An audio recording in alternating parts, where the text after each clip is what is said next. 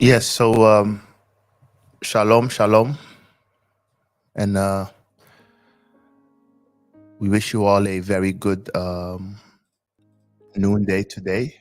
We uh, we thank Elohim for yet another opportunity that He has granted unto us to be able to appear before you on such a lovely day, mm, to be able to bring unto you the glad tidings of Elohim.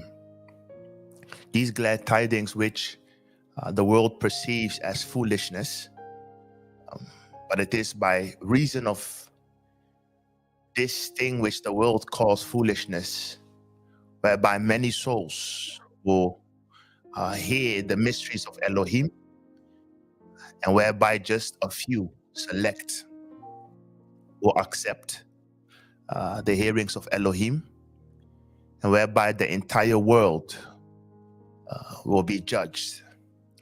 Just like the apostle Shaul said that in the days when Elohim will begin to judge the souls of men based upon my doctrine, which does not simply mean that the whole world will be judged based upon the doctrine of Shaul.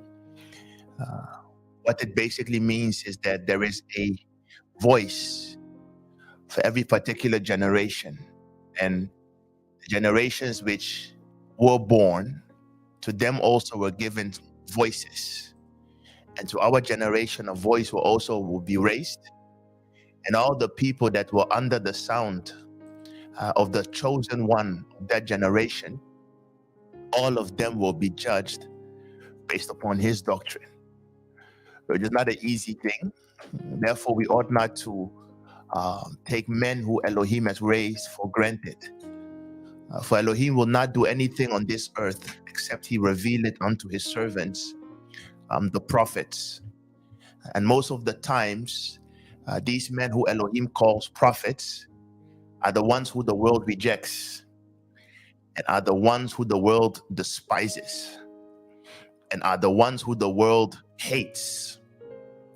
And the funny thing is that if you are to listen to the many sounds coming from the charismatic waves, many of them praise prophets like Elijah, and they praise prophets like John the Baptist. And you go to their their conferences and stuff, and you hear them saying all manner of things like the spirit of Elijah is upon you, and you have been called to evangelize like John the Baptist.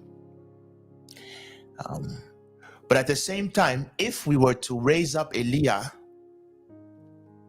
and if we were to raise up John the Baptist from their time and bring them to our time, these so-called ministers and these so-called churchgoers, all of them would hate Elijah, and all of them would hate John the Baptist, because they would label him, or they would label them as being too radical and being a madman and being a racist, all manner of things they ascribe to these so-called prophets.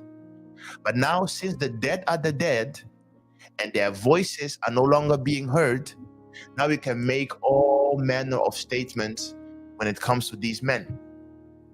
So we are so grateful unto Elohim that even though he already warned his servants and said, I will send you unto a people that are stiff-necked, I will send you unto a people that are rebellious, a people who, when I appeared in the days of my flesh, they would not listen to me, to the point where when I died, said the Messiah, he said, there was none that stood with me. Even the ones whom I loved, including Yahukanan, all of them left me, and I was all by myself. And he said, if I am the vine and ye are the branches, if they did that to me, what do you think they would do to you? So therefore, to be able to stand before you, we do not take it lightly. Sometimes we look and there are 12 people streaming in, 10 people streaming in. We do not take it lightly. Even if there was only one person streaming in, We will still do it because we understand that Elohim has never been an Elohim of the masses. He has always been an Elohim of the select few. He has never been an Elohim of the popular contest. He has been the Elohim who was despised by his own. So if he who created the world is hated by the world that he created, how much more will the ones who claim to speak for him be rejected? So therefore, dear brothers and sisters, unto all those who Elohim has touched to be able to tune in this morning, we thank you very much for your time. We appreciate you very much. We hope you also appreciate yourself. Do not look down upon yourself. Do not take your own life for granted. If you have something to eat, something to drink, if you have shelter, if you have family members around you, if you are in good health, all these things are reasons for you to thank Elohim, because it is not easy, especially us living in Europe, living in the Americas. It is not easy because we take life for granted because everything is given to us. But if you go to the places of Nigeria, you go to the suburbs of, why am I even saying suburbs? The whole of Africa is a suburb. So if you go to places like Nigeria, you go to places like Congo and stuff, people starve, children starve, people die, children die. So unto us that are living in, especially Europe, there's no complaint. And if you are complaining living in Europe, then maybe mentally there is something wrong. So we living here, we do not complain. We are just thankful unto Yah for this day that he has given, for the bit of peace that he has given, for the friends and families that are around us. And all that we can say unto Yah is, may he have compassion upon us and grant us righteousness, that we may increase in righteousness, increase in his fear, increase in his patience. Yeah. So as for today's topic, I think we've entered a new theme, right? Maybe we can project it on the next, which is called the human development. So it is basically a continuation of the human character, but we are now looking at the human development in general. And we will focus on how human development is formed by nature. I know that there was a text online with regarding to that human development. Anyways, so let's see. So introduction. For today's lesson, we will look at the human development. Our emphasis will be on our passed down traits which we inherit from our parents, which they in part have inherited from their parents, etc. The relevance of this topic is to know the root and genesis of our natural character weaknesses. These natural weaknesses are often ingrained and are hard to remove. A conscious awareness of the issue might be the start to control and hopefully change these inherited negative traits. Exactly. So I think there is this prayer that many people pray. They can also find it online. And I think it goes something like, God, give me the power to change the things that I can change, and something like the patience to accept the things I cannot change, and the wisdom to know the difference. And even though I don't really indulge in Christian rhetoric, those are one of the sincere prayers that I think like there is wisdom found in that prayer, right? So Elohim, give me the power to change the things I can't change. Give me the endurance to accept the things I cannot change, and give me the wisdom to make a difference between the two, right? Because sometimes we make statements like, we quote Corinthians, that if any man be in God, right, he's a new creature. And behold, all things are new. And if you read that verse and you take it from a face value, you will become the clown of the town, right? Because many verses that are found in the Bible, they are filled with what we call a double entendre. Some verses have a double entendre, some have triple, some have four, meaning you read something, but there are layers to what the text is saying.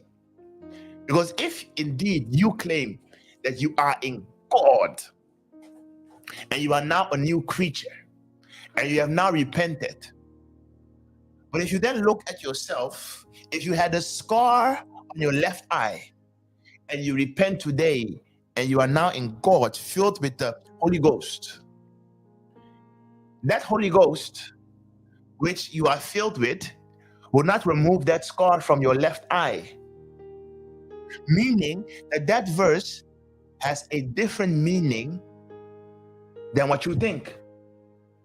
That is why things like, if you want to believe, if you really believe in God, or you want to repent, let's do the, what do you call it? The sinner's prayer. So the pastor will call you up front and they will lay hands on you. And if care is not taken, they will pour Bertolli oil on your face and they will mess up your shirt, right? And then they will tell you, repeat after me, dear Jesus, I now accept you as my Lord and Savior. I take you into my heart. Please come live with me. And then when you finish that prayer, they clap, they give you barbecue and chicken, and they're like, you're now a new creature. And you are filled with emotions at that time, sensationalism. And after that sensationalism, you go home. And when you go home, all the things that you had in your room, on your phone, all your character traits that were evil are still there. Are still there. Meaning that even though you claim to have repented, you are still the old creature.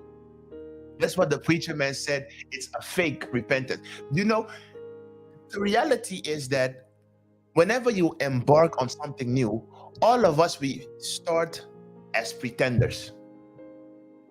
When you have finished school, you are so-called a doctor or a lawyer. In your first year or 2 years, you are not a doctor and a lawyer, you are a false pretender.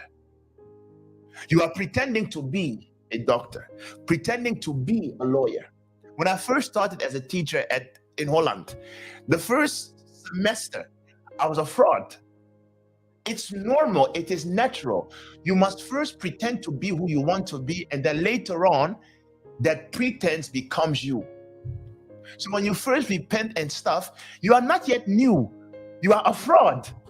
So the Malachi, Elohim, the devils, all of them, they know this guy is now in the stage of pretending, which is all right. As long as when you die, you do not die as a pretender. Right? So today we will look at how we are formed naturally, the traits we inherit, which especially are negative traits, because I don't need to talk about positive traits, because the positive traits, you have them. That's why people are like, yeah, you've been so cynical, you're so critical, you only focus on the negative. It's because the negative ones are the ones that need change. The good ones are the ones that will remain good, and let them be so, right? So you look at these so we will look at these traits that influence us, right? So let's continue. Yeah, so the table of content, please. We'll look at the human development and then zoom in on nature versus nurture. We'll look at how character traits are passed down, Mhm. the difference between dominant and recessive traits, Mhm. examples of positive inherited traits, and Mhm. examples of negative inherited traits. Mhm. We'll look at how to deal with the negative inherited traits, and Mhm. then we'll conclude. And then we will conclude. I think it's plain and simple. So, I have control. Okay. So the Bible passage of study, right? Mhm. Malachi 2 verse 15. And did not he make one? Now listen. Now the Spirit is asking and saying, and during creation, did not he Make one. make one? Yet had he the residue of the Spirit. And yet he kept the residue of the Spirit. And wherefore one? And wherefore then did he make one? That he might seek a godly seed. With the intent that he might seek a seed which is godly. Therefore take heed to your spirit. Therefore be very careful unto your inner man. And let none deal treacherously. And make sure that none of you deals falsely against the wife of his youth. So why is he saying that? Because there is a mystery in how human beings are even formed. And now Malachi is telling you that whilst he was making, did he not make one? Yet he had the residue of the Spirit. So what he's basically saying is, every human being is a blueprint. I think we'll have to keep that slide on. Every human being is a blueprint of the Spirit of the one that begot him. Every human being is a blueprint of the Spirit that begot him. So for example, when you and your wife come together, there is an infusion going on. And what Elohim then does is, from the both of your spirits, he makes one. And yet he keeps the residue. What that residue simply means is, he takes a bit of you. And from that bit of you that he takes, he makes a blueprint. And that is how a child is being born. That is how you explain it from a biblical perspective. But from a natural perspective, as you see on the slide, you see how the husband and the man, you see how the husband and the wife, or the woman and the female, or the man and the female, they come together.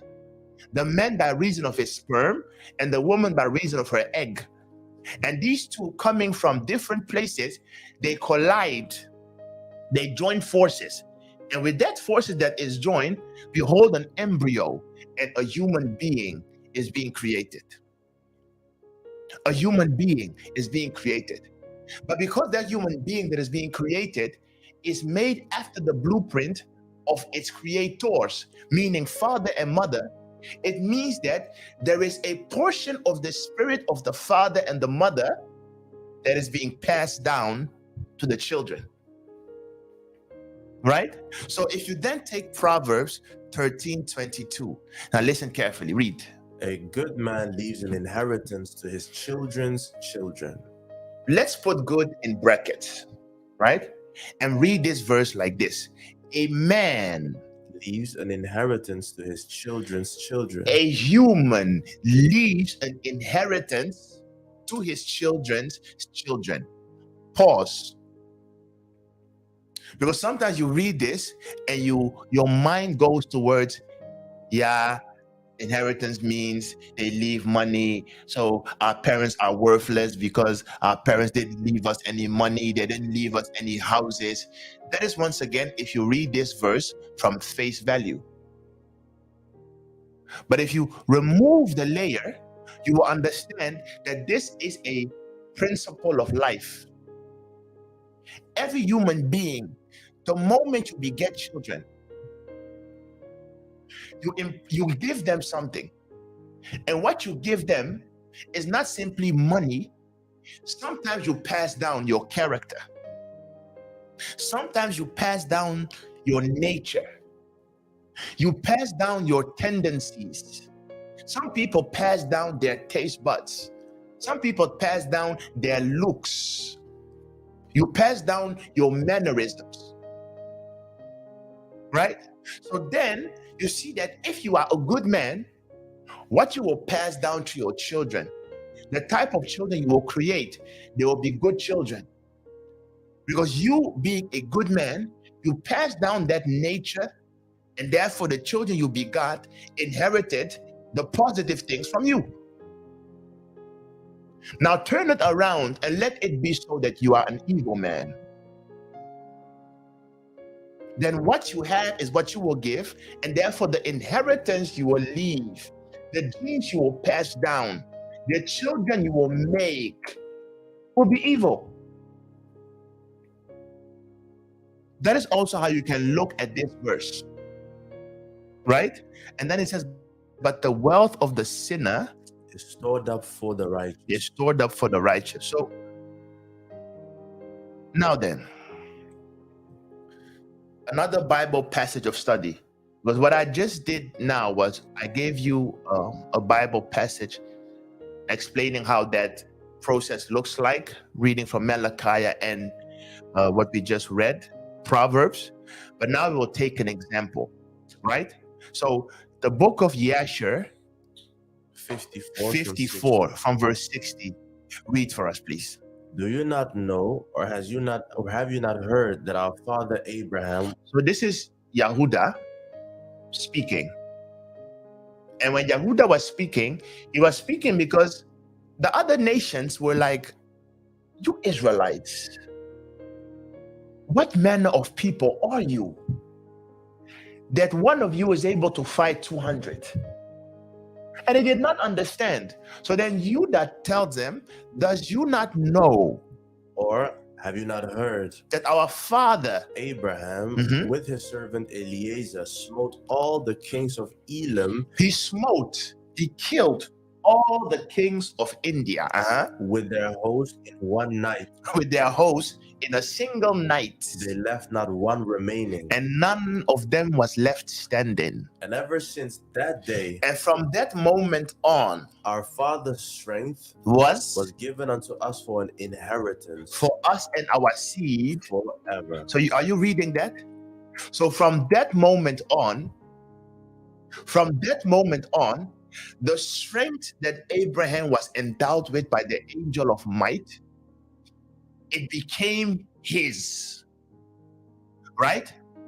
And because it became his, when he then begot children, it was passed down, right? So when we are speaking about the passing down of an inheritance, that's why on the right, I placed that picture of the three-partedness of mankind.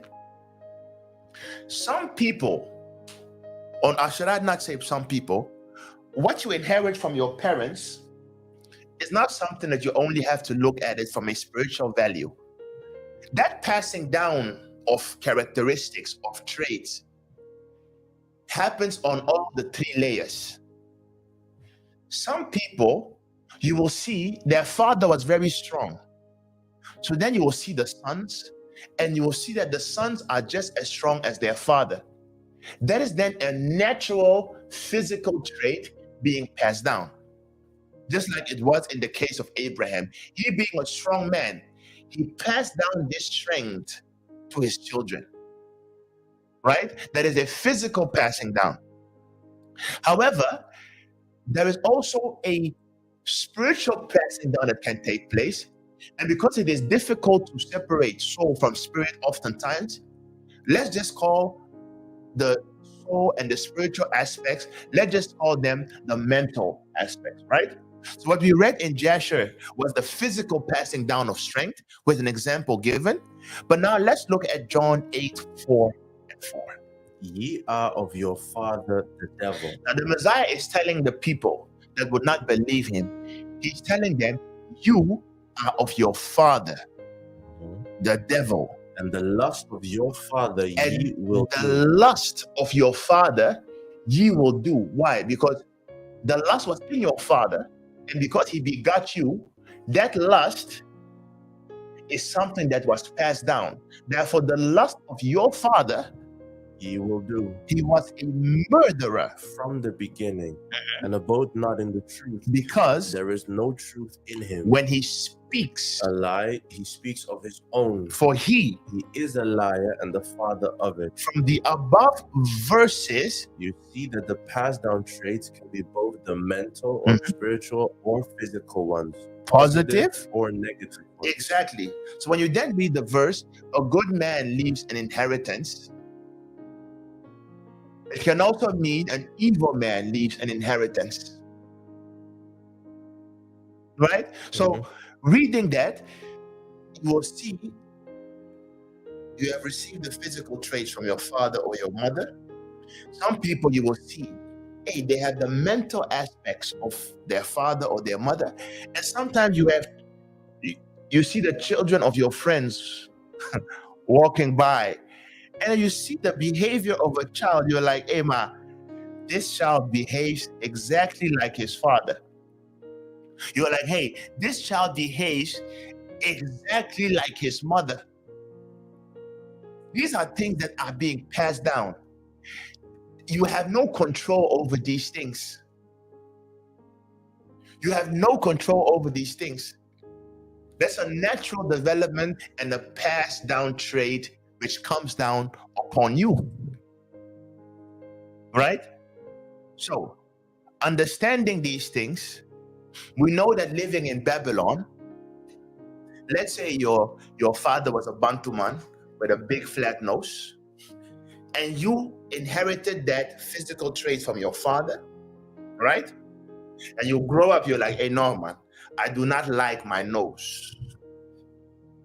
Because it is a physical aspect of that trait, you can just go to Turkey.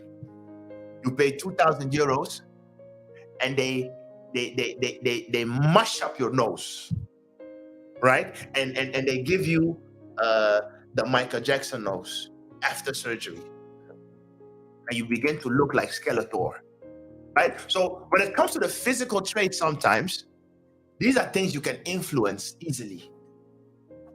These are things you can influence easily. But then there are the inner traits, which take more work. So that is why I will not really focus on the physical traits too much, because it is the inner man that really needs that change, right? So let's continue and go to the next slide as we are slowly building up. Now, human development, nature versus nurture.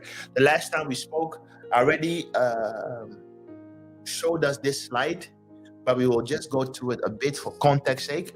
So, human development, nature versus nurture. Now read for us, please. There is biological behavior, which is called phylogenetic behavior, and there is behavior that is born by the interaction of the organism with the environment, which is called ontogenetic. Phylogenetic behavior. This entails the way traits and characteristics of living organisms is passed down through cells and DNA, including intellectual ability, personality, and risks for mental illness. Around 17 to 23% of people suffer from a mental disorder that have genetic causations, from schizophrenia to bipolar disorder. These are uncontrollable and often require medication in order to live a fully functioning life. Alcoholism is also a good example of biological influence. If we have alcoholic parents, we are genetically predisposed to repeating the pattern. That is the phylogenetic one. And then the ontogenetic? This has to do with the way an organism is impacted by the environment. Home, school, friends make up most of the environmental influence. And our focus for today will be on the inherited traits or passed down behavior that influence us. Exactly. And then next time the preacher man will create or will talk about the environmental things that basically influence us, right? So what is important to highlight out of here is Elohim is not what many people think him to be, in the sense that Elohim is not a magician. Sometimes we make prayers and we do things thinking that Elohim is a magician. if you study his ways very well, you will see that Elohim respects the laws of nature that he himself has placed. He really respects the laws of nature that he himself has placed. And oftentimes you will see that if you want to see the hand of Elohim move, or if you want to see changes in life, oftentimes Elohim will allow you to see the solution found in nature itself. So that's why the Messiah will oftentimes say that, does not nature teach you anything? Right? Does not nature teach you anything? Let's say, for example, you are a person, your father and your mother unfortunately were of a low intellect. Right? 9 times out of 10, because you will inherit your IQ, for example, it's the average, usually is the average, or it is taken from, it is passed down from DNA to DNA. Sometimes you have this, you call it anomalies that occur, but oftentimes you are the average of the both of your parents. Jij bent altijd het gemiddelde van je ouders. You are the average of your parents.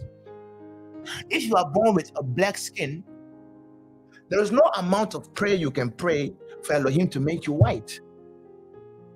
He's not a magician in that way. You are born with certain mental things. Some of them can be controlled. But as for really changing, it doesn't really happen.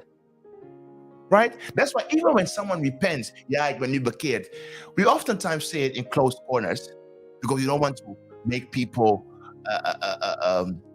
laten we zeggen, we don't want to bring people down. But even that changing of yours, how much percent do people really change? If you are very fortunate, you can maybe change for 10%. People don't really change. They become more of who they are. Van ik ben nu, I've now repented, and have you really changed? Because your taste buds are still the same. Sometimes the way you reason, many things are still the same, because it is passed down from one to the other. From one to the other. That is why if you are wise, for example, you want to marry and you go to a spiritual man and a preacher man, and the preacher man tells you, who's your wife? My wife is this, and he begins to ask all manner of questions, which are irrelevant. Sometimes I would say it is maybe wise before you marry, instead of consulting your preacher man, try to consult your doctor, for example. Because there is a brother I know who was very wise in the way he acted. He was telling us a story about how he was dealing with a girl. And as he was dealing with this girl, he asked that girl certain medical questions. Hey, Richard, what type of diseases, for example, run in your family and stuff? And when the girl told him the type of disease that ran in the family, he then looked at the diseases that run in his family, and he calculated from, if I move with this girl, we are in a risk factor because there are certain things that she has that I also have, that when we come together, it may cause problems. And this is something that, this is not spiritual. This is wisdom. This is wisdom. There's nowhere prayer. This is wisdom. If you, for example, let me take it very extreme. You are HIV positive. You are HIV positive. For example, no spirit should tell you, avoid marrying someone who also HIV positive, because the chances that child will happen is 100%. There is no spirit that should inform you this will not work, right? And this is something that should also be considered, because the more we apply wisdom, the less we will bother Elohim with things that he already placed in nature for us to understand. That is why we said, don't come to Elohim sometimes thinking, Elohim is a magician. I know I have this and I have this, but I will go to Elohim and he will make me new. And then when you try to do that and it doesn't make you new, then you grow angry and you become bitter and you call Elohim a fraud. Well, Elohim is not a fraud. It's just that wisdom has left you, and your foolishness has made you the joke of town. Some things are just, you just have to apply common sense, right? Common sense. That is why you often see school parents bring about school children, and these school children end up controlling the world. That's why you see oftentimes rich parents bring about rich children, and so it continues. And senseless parents bring about senseless children that end up becoming robbers, bandits, thieves, and they end up in jail or dead. Children or parents that had children out of wedlock, that do not know the value of marriage, they will bring about children and they will not be able to instill the value of marriage in them. So what will you see? That line will always continue. These are things that are being passed down. These are things that are being passed down. And it's not spiritual, it's a life principle. And when it comes to life principles, Elohim does not change life principles. Elohim makes you aware of life principles so that you can either ride the wave or drown. And that is why oftentimes you will even see how these Western people, the Europeans, these Babylonians, they excel much further in life than we do. Because even though they have rejected Elohim, having rejected Elohim, they have accepted the principles of life. And the moment you accept the principles of life, Elohim will not curse you. Because for him to curse you, it means he has to remove the balance of life that he has placed in order. So these are the things that we will look at. So let's go to the next slide, please.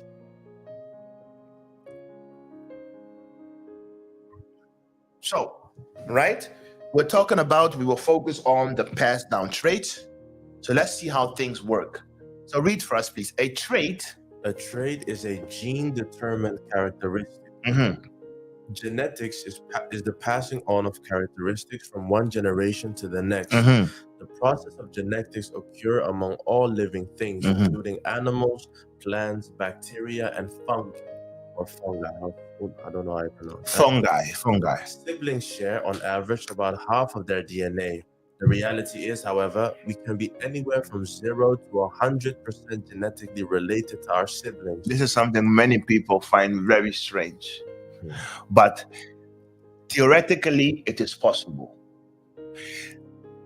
that even though you have the same father, same mother, the DNA disparate, the DNA difference between you and your brother can be so diverse to the point where you can be two completely different people, taken from two completely different gene pools, even though you have the same father, same mother, which is something that practically it doesn't really happen, but theoretically it is possible. I will explain so in a minute. Please continue.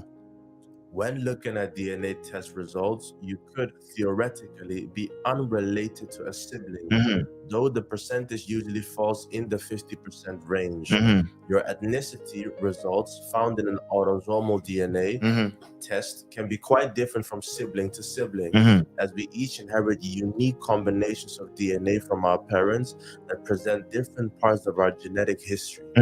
This stems from how DNA is passed from one generation to the next. For the majority of our genome, you are unique, having received 50% of your DNA from each of your parents. Your parents received 50% from each of their parents, and so on. The 50% passed to you from each of your parents was a shuffled combination of genetics. So unless you and a sibling are identical twins, you can expect your results to be different than your siblings. Recombination is purely random. And this is where the hand of Elohim then moves. He says recombination is purely Random. So one sibling Could inherit substantial chunks of DNA that the other siblings did not inherit, or vice versa. and sometimes The differences in results can be surprising. that is why sometimes when people read Genesis and they ask question like Cain and Abel were born, and then it says they married. Who did they marry? And then when you tell them they married their sisters, people are like, no, how is this possible? They married their sister. It's incest. Blah, blah, blah. If you do it now, today, yes, it will be incest.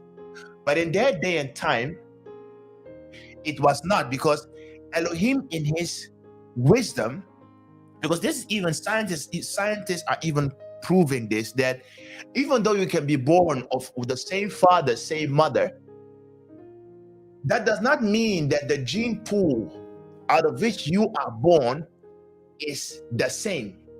Where sicknesses and stuff occur is when the gene pool is so much similar that it then causes mutations and sicknesses. But because you are 25% your father and 25% your mother, that 25%, when it then comes together, it does not mean that the 25% of your father that makes you is also the same 25% of your brother that he has taken from your father. I don't know if you understand what I mean. So because the gene pool can be so totally different, when that 25% of the father and the mother comes together, that two cells, which is from the father and the mother, when they come together, it again creates a new cell.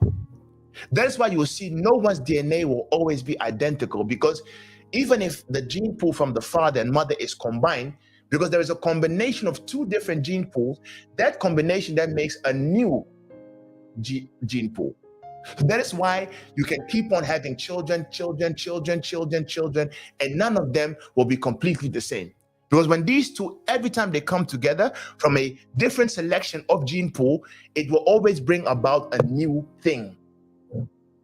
Every time a new thing. And it just so happens to be that if the gene pool that was taken from the father with the first child is so different from the gene pool that was taken from the father when the second child was born, it can be that you have a brother and he's completely different from his other brother, to the point where looks, behavior, speech, everything can be the total opposite, but they are the same father, the same mother. Even though it doesn't happen often, theoretically it is possible. That's why you will see in the beginning, when there were just two people, of course they had to marry their sister. Of course they had to marry their sister. Right? Of course they had to marry their sister. So that is a bit how it works with the gene pool. And then from here on out, we can already start to see how we are formed. Because let's say, for example, out of that gene pool of your father, right? You inherit the gene pool, the exact gene pool that he has when it comes to his mental faculty. You will then see that you as a child, you will have the intelligence of your father. But then you have a brother, and in the sequence of that gene pool, that brother maybe inherits the intelligence gene pool of your mother. And let's say the gene pool of the mother, when it comes to intelligence ratio, was lower. You would then see, hey, me and my brother, same father, same mother, but it is evident that I inherited the gene pool of my father when it comes to intellect, and he inherited the gene pool of my mother when it comes to intellect. So you will see that the passed down trait on that side will then be evident for many people. And if you begin to look at your family, sometimes you can just tell that, hey, this child, when it comes to his looks, he has inherited the looks from his mother. When it comes to temperament, this child has inherited the temperance of his father. When it comes to reasoning, this child has inherited the reasoning of his father. When it comes to I don't know, so you will be able to see for, hey, yeah, man, this is from his father, this is from his mother. But then every so often you also see a new behavior from, this is not from the father, this is not from the mother. That is his own uniqueness. That is his own uniqueness. And that is sometimes how things work. But I will bring it more into focus as we are continuing. Because even in the gene pool, there are things that are called the X-linked gene pools and the Y-linked gene pools. Meaning that there are certain things you can only inherit from your mother. And there are certain things you can only inherit from your father. Certain things you can only inherit from your mother. Certain things you can only inherit from your father.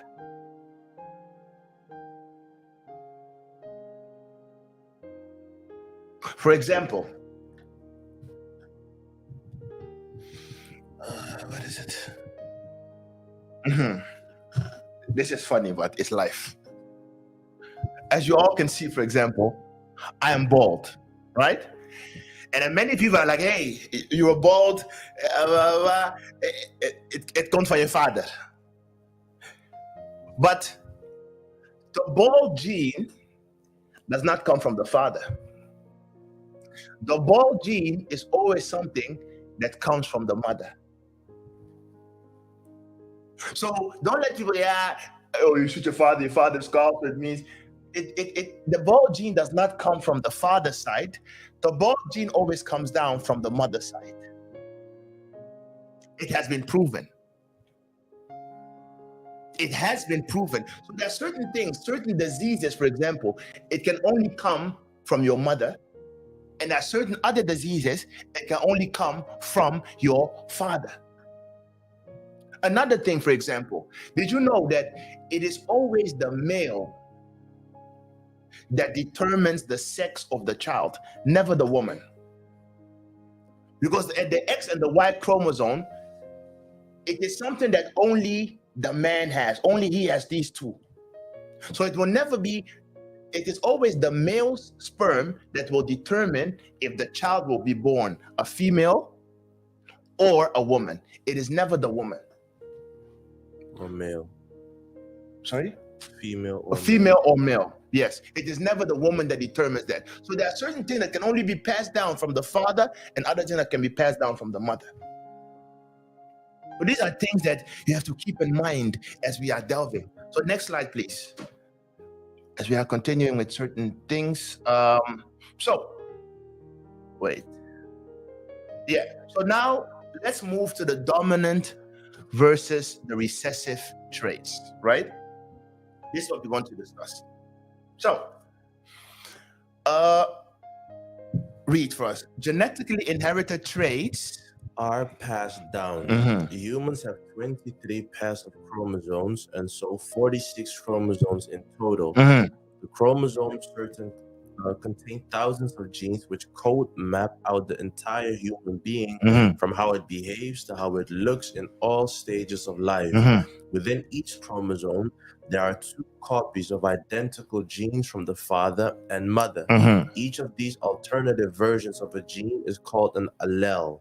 Alleles come in 2 different forms: recessive, denoted as small letter, for example A, and dominant, denoted as a capital letter, like A in a capital, written as a capital letter.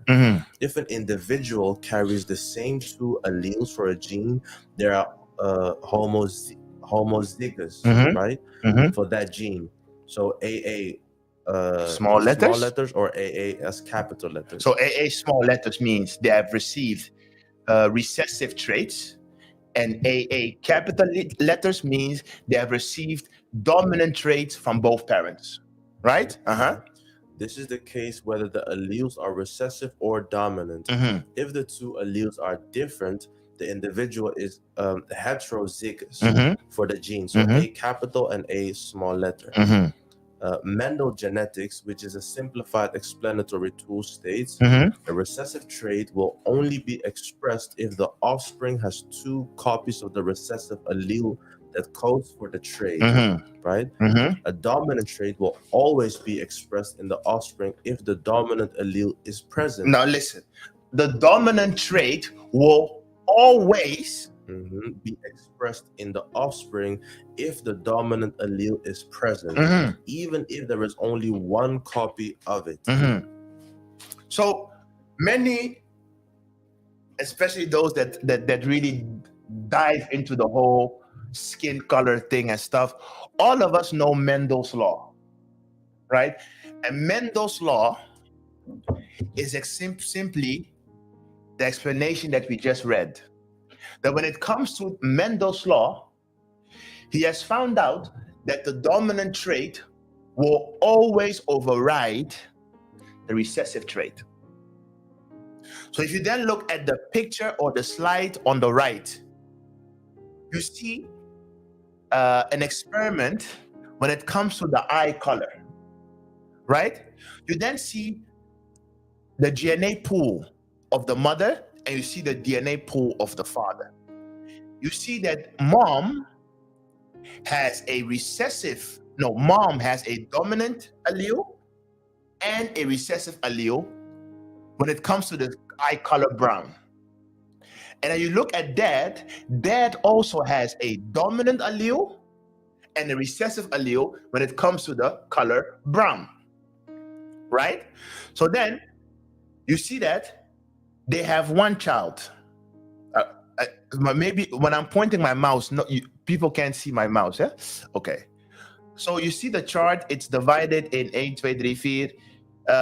The gene pool on the left, that is the father's gene pool, one dominant trait, one recessive trait.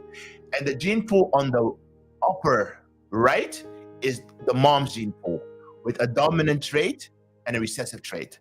I don't know if you guys are following the slide. So what it basically comes to is that they have a first child that is in the chart on the upper left, right? The big square in the upper left with the two capital A's. They have a first child, and that first child, because what I said, don't forget what I said, every time you are being formed, you are taking an allele from your father and an allele from your mother, and the alleles that you that enter into your gene pool will determine what area of your father you inherit.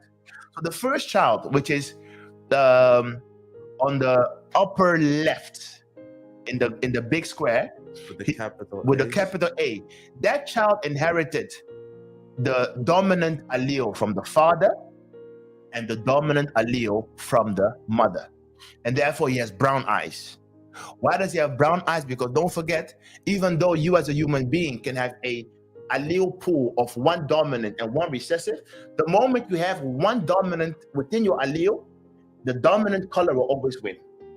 That is the law of Mendel. So the first child received the dominant allele from the father and the dominant allele from the mother, and therefore he has brown eyes. The second child, which is the one on the right, this child inherited the recessive allele of the father, of the mother on the upper. So that's the A with a lower letter A, and it also inherited the dominant allele from the father, and therefore the child's eyes will also be brown because there is one dominant allele present. The third child, which is on the lower left corner, inherited the capital A allele from the mom and the dominant the dominant A allele from the mom and the recessive A allele from the father. And therefore the eye is also brown. But then we go to the final child, which is the right bottom corner. This final child inherited the recessive allele from the father and the recessive allele from the from the mother, and therefore this child now has a different color eye. In this case, blue. I don't know if you guys are understanding this.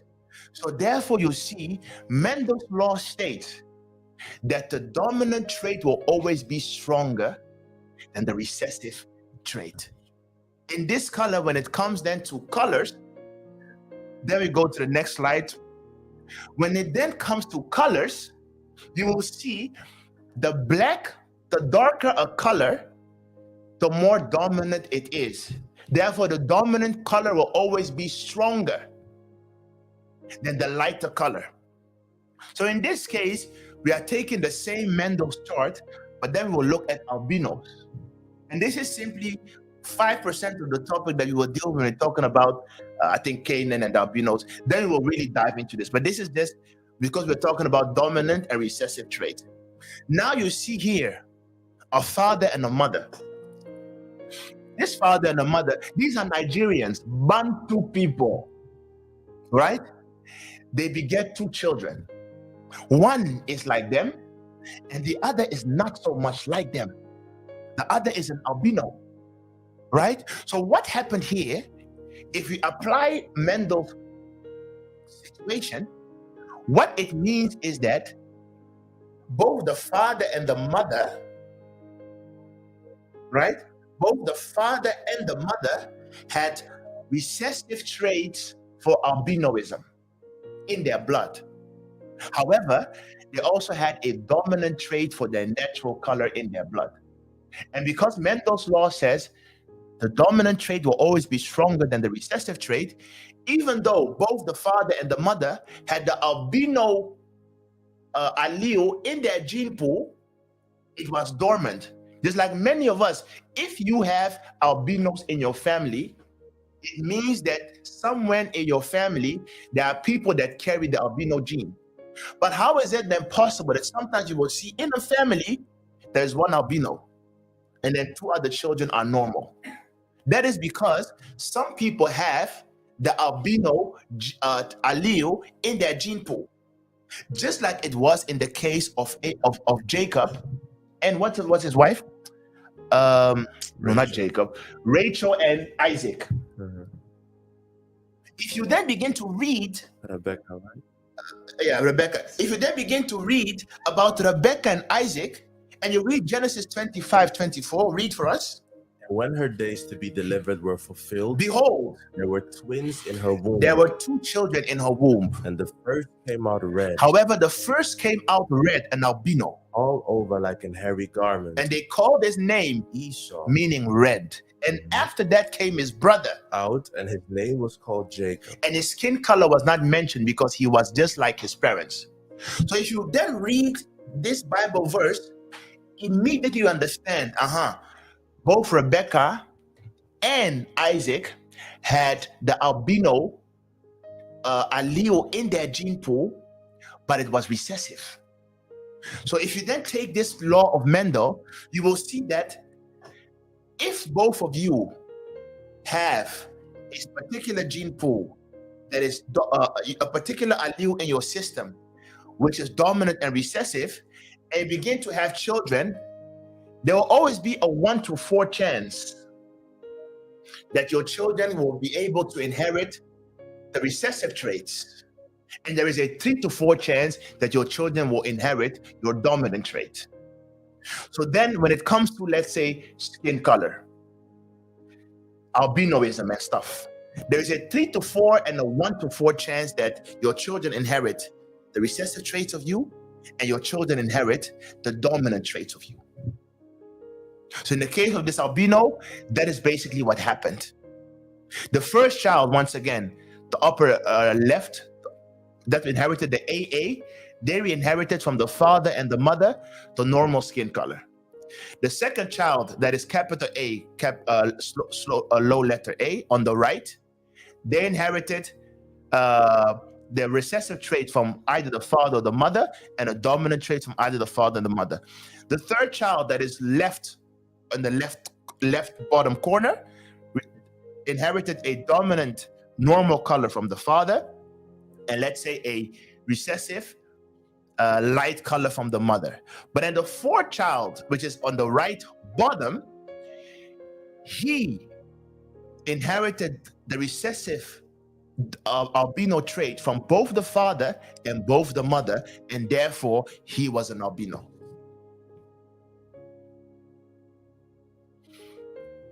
Are all of you guys still following me? Mm-hmm. I think this is clear. And this will also make you understand certain things. And this is just the physical things that we're talking about. So, but this set of FHS, we will store this for when we deal with that Esau guy. So let's then continue, right? So other example of physical traits that are found in your life, in human beings. Dimples are dominant. No dimples are recessive. Right? Mm-hmm. Your earlobe, some people's earlobes, it is immediately connected from their neck. I don't know if this is the neck, from their jawline to their ear. But some people, their earlobe here in the middle, it's split. Right? So the split earlobe is dominant, and the attached earlobe is recessive. Mine is, I think, attached, not as always attached. And if you go to the tongue, some people can roll their tongues, others cannot. Tongue rolling is dominant, non-rolling is recessive. And then folding your tongue. Some people can fold it, others can't. Apparently, I can fold it, and some people cannot fold it. And then we go to the bending of, what's it? Bending of what? Pink. Bending of your little fingers. Some people can bend it. I don't know if this is bending, and others people can't. So which is also dominant and recessive. When it comes to your hand, ring and index finger, the length thereof. Some people, their index fingers is shorter than their, no, but that the pika klop nito. That picture, both of their index fingers is lower, right? No. Okay. Okay. So mine is longer, which is a recessive trait. And then we go to this chin shape. But I think this is the Edom issue, because I don't really know black people that have a cleft chin, right? But apparently, if you have a cleft chin, which is a dominant trait, so if you have it, chances are that many of your children will have it. And then the smooth skin, chin is recessive. My wife has it. She has a cleft chin, right? So 3-4 chance maybe. So then we go to the widow's peak. Some people, they have a straight hairline, which is recessive, and other people, they have that they have a V-shaped. They have this Vegeta hairline, which is a dominant trait, right? You go to the eyebrows. Many people, their eyebrows are divided, which is dominant. That's why you see most people have it. And there are other people, they have one connected eyebrow, which is a recessive shape. That's why you don't see it often, because it's recessive. It's a special eyebrow. And then some people, when they're clasping their hands, apparently their left hand is always above and their right hand is always below. And you do it without thinking. So basically what you're seeing is all the things that are recessive and that are dominant in human beings, right? Some people have a hole in their ear, above their ear, and others have it. Also, your handedness. Some people are left-handed and some people are right-handed. The reason why the majority of the world are right-handed is because right-handedness is a dominant trait, and left-handedness is a recessive trait. So you will see 3/4 of human beings will be right-handed, 1/4 apparently will be left-handed. And then the final one, which is very funny, the gap between the tooth, right? The tooth gap. So, so if you have someone in your family that has a tooth gap, so there's a brother here that has it, and there's a brother here that has it. So if Elohim blesses him with children, pay attention that they may have it, because it's a dominant trait, but a straight tooth with no gap is a recessive trait, right? So these are some of the examples of dominant and recessive trait, and these are things that is life. It's life. It is determined by genes. It's life. It's determined by genes. It's life. But these were the physical examples. But then if you go to the next slide, now we go into the non-physical examples of dominant traits, right? So Psalms 51:5. Behold, I was shapen in iniquity, And in sin did my mother conceive me. Romans 5:12. Wherefore, As by one man sin entered into the world, and death, by sin and so death passed upon all men, for all have sinned. therefore. And this is a dominant trait in mankind. Adam being our father, being the first human, he did something which was egregious. And when he did that, it changed life. It changed him. And when it changed him, when he then was begetting children, Cain and Abel, they received this dominant mental, spiritual trait from their father. They received this dominant mental, spiritual trait from their father. So therefore, being born, immediately they were counted as sinners. And as they were growing, Abel, being a wise child, would ask his father, what happened? Because we can see, because Adam and Eve, they were traumatized. The children, Abel could see for Abel, what is Handa? Their parents, being sincere with them, explained what happened. So then you see the children then always embark on atonement. They did it yearly. So Cain would bring his portion, Abel would bring his. Because they understood that something happened, and therefore now we must atone.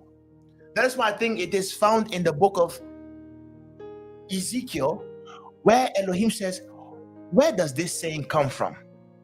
That the fathers have eaten sour grapes, and now the tooth of the children is set on edge. Meaning, it is the same thing that, what is his name? Jeremiah, the weeping prophet, also said, that behold, our forefathers, they have sinned, and now they are dead and gone. But we bear the consequences. So sin is one of these. That's the sinful nature. It is one of these inherited dominant traits in mankind. In mankind. So David understood, and he said, but Elohim, in sin was I conceived, and in iniquity was I created. In sin was I conceived, in iniquity was I created. That is one example. And the dilemma of mankind. That is why the preacher was also speaking last week, and he spoke about sometimes we do things and we think that it only involves us. But there are some things we do, they impact generations yet unborn. They impact generations yet unborn. Alcoholism. It's something that you as a person, you can do. You are drinking, you are drinking, you are drinking. And then when you drink, it becomes part of your character, of your nature. When it becomes part of your character and your nature, it is then embedded in you. So chances are that when you are then begetting children, they will take from that gene pool and they will have it inside of them. And then you as a son, you're like, hey, why am I struggling with certain things? Some of these things are things that come from your parents, but because they have never been able to play, to be honest with you. Some parents, they are very wicked.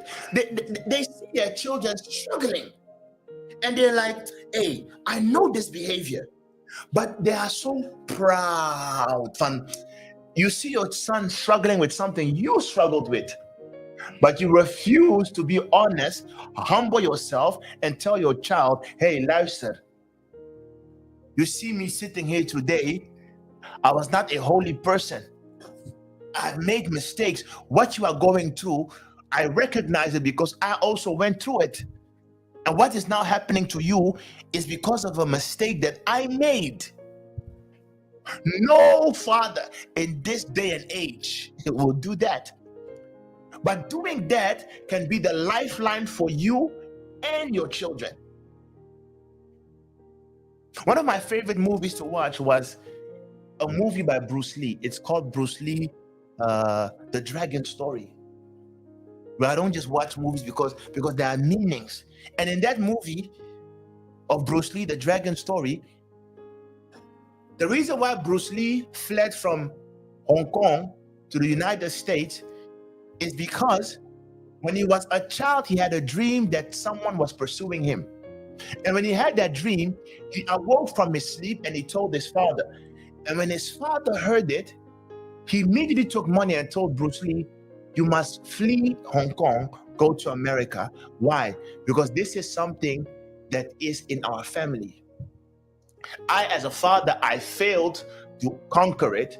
So now, because I'm old, you are my inheritor. So now that same behavior or spirit is now coming after you. I want to do my best that you will escape it. So therefore, move from Hong Kong and go to United States. And as Bruce Lee went from Hong Kong to the United States, when he was growing and he also had children, all of a sudden, that same spirit came and it began to visit Bruce Lee again. And Bruce Lee began to fight with that spirit. And there came a point in time where Bruce Lee said, I must defeat you, because if I do not defeat you, you will then go to my children. It is the same principle that the demons we do not conquer. And when I'm talking about demons, I'm not being hooky-pooky Christian rhetoric. No, demons are nothing else but bad behaviors, bad characteristics that you develop. If you don't conquer the bad characteristic that you have, before you beget children, you will see that you will pass down these demons from you to them. And then all of a sudden, your children have to fight off what you started.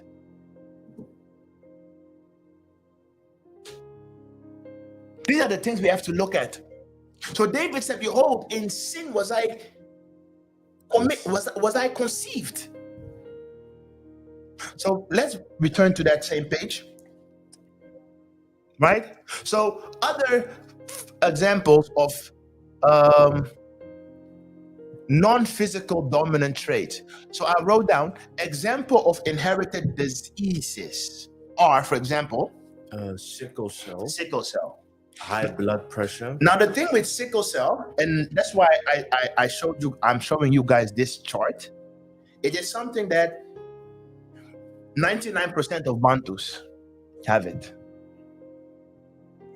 99% of Bantus have it. The sickle cell gene is Elohim's natural protection against malaria. Bantus have this, right? Because where we live, the tete vliegen, the TT flies, the mosquitoes, they barbecue human flesh like it's nothing. So unless you have this gene is not, it's your natural protection against malaria, right? However, as long as it is dormant, you are fine. But if it is active, it becomes dangerous. Because if a child has the active sickle cell within them, that's where you have the sickle cell disease, right? So here I'm showing you a chart. You have a father and you have a mother. And both of them are carriers of the sickle cell gene. However, in their allele, because an allele always consists of two DNA strands, you will see in one of their alleles, they have the normal hemoglobin A gene, meaning normal blood. And then on the right, they have the sickle cell gene, the S gene, right? So both father and mother are carriers of the sickle cell, but within them, it is dormant. Why? Because the normal hemoglobin is a dominant trait.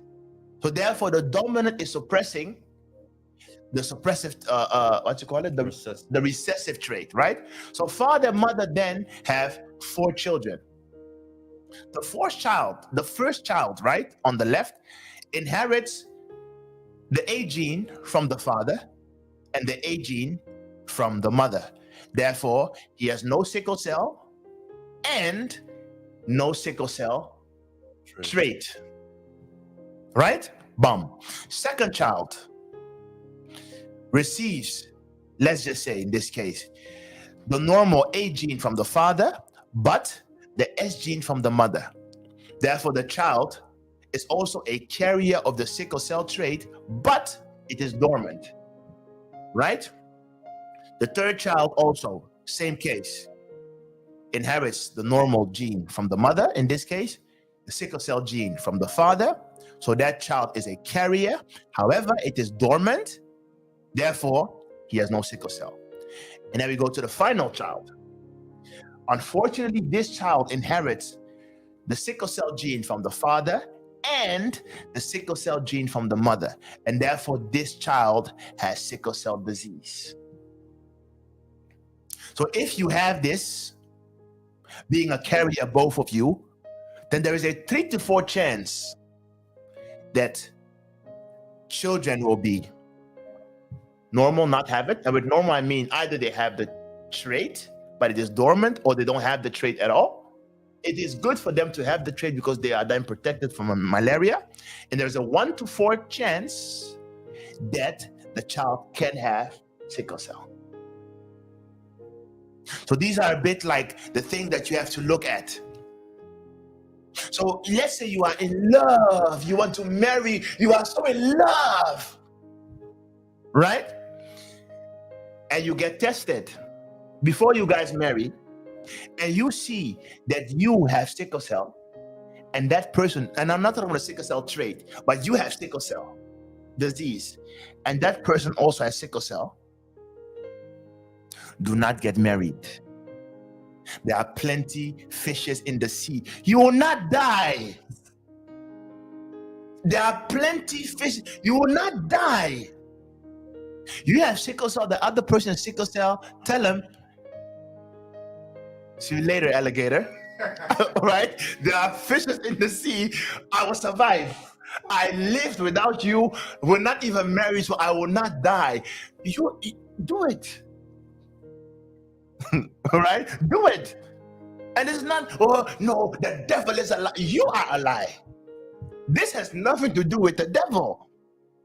These are the laws, principles of life. Right?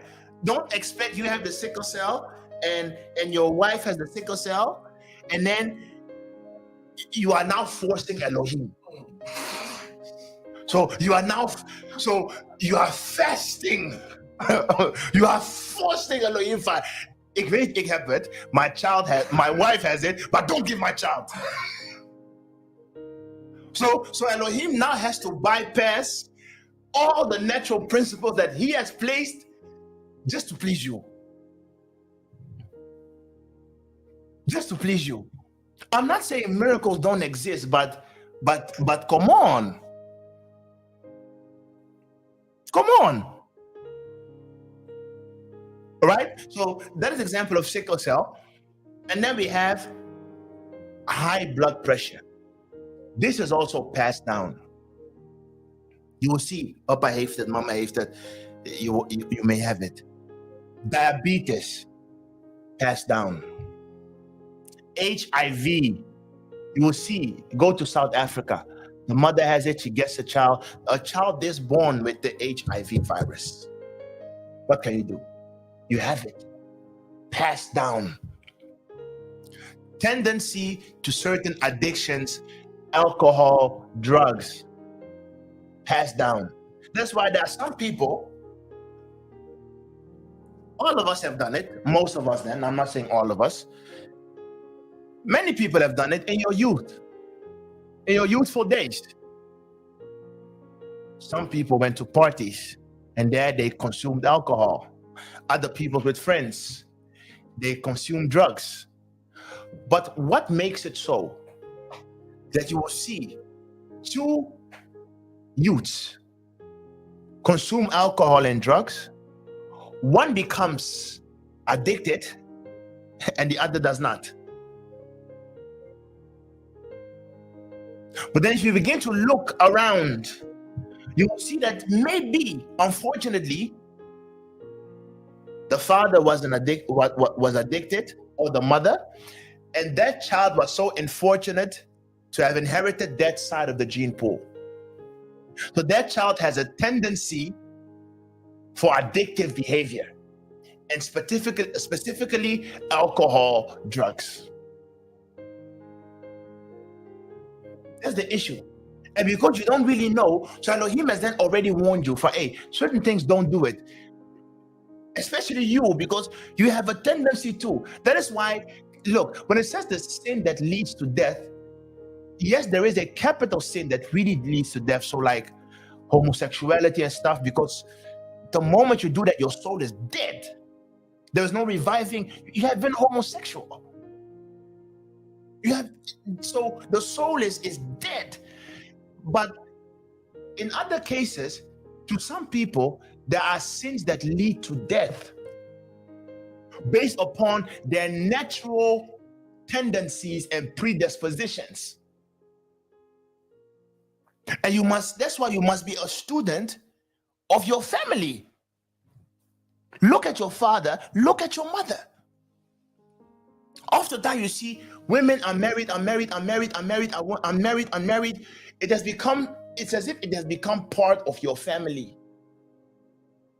So then you have to be very careful for, hey, I'm coming from a family where men abandon the women usually don't marry. So you have to be careful, because the chances are that how do we call it? The chances are that without you even knowing it, you will have a disrespect for men without you even knowing it. Let's say you are a man and father was beating the mother. You come from a family where men have always been players. And if you realize from your side of the family, men have always been players, you have to be careful, because without you knowing, there is a player tendency in your system. You are a player. You are a player. You see certain diseases in your family, certain incoherences in your family. Don't think you are special. If your family has it, chances are it is very close to you. So then you must be careful, right? Because all these things are things you inherit. That's why it would be very helpful. You speak with your parents. Sometimes don't even speak. You just observe. Look at their behavior. You see, father is suffering from diabetes, mother is suffering from diabetes. You look at your own body shape. You already see, hey, I'm going towards where they are. So you must advise yourself. For, hey, this is something found in my DNA pool. So I must already now start to make changes because it is in my system. I have the tendency to do that. That's usually how you prepare. That's how you prepare. Because at that time, it is now nature, it is embedded in you. Right? So because of time, we are continuing. Now, let's now focus on your own family. I can read family traits. Are traits seen among family members. Many of them are inherited traits that are passed down from one generation to the next within a family. So, if you, for example, begin to look at your own family, have you been able to identify what you inherited from your father? Have you been able to identify what you inherited from your mother? And have you been able to identify what newness you created through discipline, which you will pass down to your children? These are things you must ask. If you look at you for example, if you look at me, for example, when I look at my father and I look at my mother, you can see physically, I inherited more of my father than my mother, physically. And you can see that maybe from a reasoning, intellect perspective, I inherited more from my father than my mother. But when it comes to self-control and how do you call it? Self-control and maybe impulsiveness. That one I clearly inherited from my mother. I can just see it. Now, when you look at the both of them, you're like, okay, this one is something I have from my father. This one is something I have from my mother. You look at, for example, my sister, Lord, you can clearly see that she's cut from the cloth of my mother. She inherited the looks, mental aspects. Almost everything is inherited from my mother except her temperance. Laura will never fight you. That one she inherited 100% from my father. So if you look at your siblings, you look at yourself, you should be able to see for this one, yeah, man, this is from my mother. And this one, this is from my father. You look at Leah, for example. Leah is really cut from the cloth of my father. She has more from aspects from my father, intellect, also physical aspects. However, her impulsiveness, again, goes towards my mother. So you can see every child you see Fayama. And then you have Onsi, the young boy. He inherited my mother's looks, but my father's mental aspects. So he's the perfect child. Right? So the looks of the mom, but the mental acumen of the father. So we just hope and pray that he continues this path. Right? So you have to check. You have to check. Right? So you really have to check. And then when you look at your family trait, your father, your mother, you begin to see, where are the weaknesses? And then you see the weakness in your father, and you tell yourself, okay, these are things that I have to be careful. You see the weakness in your mother, and you're like, hey, these are things I have to be careful. Do I shout like mom? Do I get angry like mom? Am I as calm as my dad? Am I as cold as my dad? Am I as distant as my dad? Am I as considerate as my mother? So you have to look at all these things and then advise yourself, hey, these positive things that I inherited from my family, I want to keep it. But these negative things I inherited from my family, I must now begin to deal with this. I must now begin to change it. I don't like the way my mother behaves at certain times, because I also inherited that. Because they have said that, for example, children listen to only 10% of what you say and 90% is what you do. They check you. Right? So that's sometimes, yes, you must sit down, think of your family. If you look at the case of Abraham being born in a family where all of their family, they were spiritually not sound. So he decided to leave and create a new inheritance for him and his children. Right? Because sometimes, don't forget that you as a human being, you are not condemned to be what your parents were. Because don't forget, you are only 50% your parents. That other 50% you generate yourself. So with that other 50% that you create yourself, it means even though you will receive things from your father and mother you cannot change, you still have the individuality within you to change certain things. And those certain things you change, the completeness of who you are, you will then be able to pass down to your children. So we will then go to the next slide. This is where it becomes very important.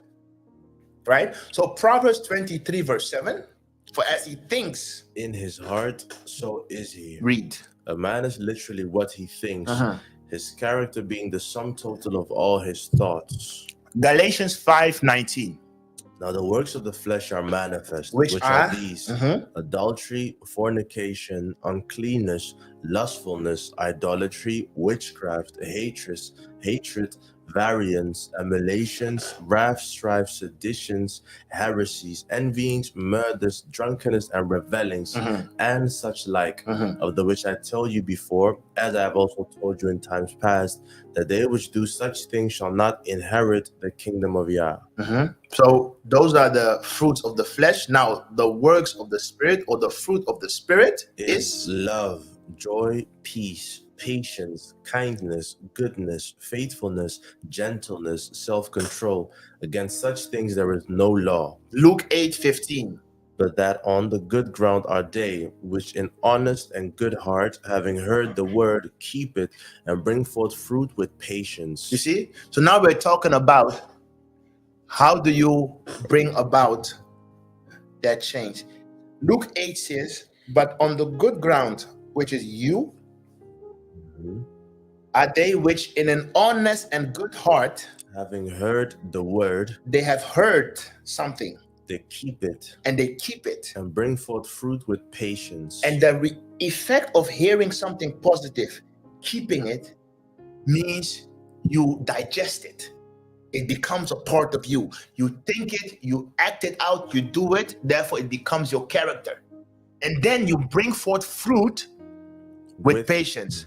So then I wrote down, you can liken the building of character unto a tree. Like a tree, you pass down your fruits or seeds to your children. So I wrote down the dominant invisible traits are your characteristics that you pass down. These characteristics are known as the fruit of your spirit. So there's no longer in the fruits of the Spirit, because you are a tree.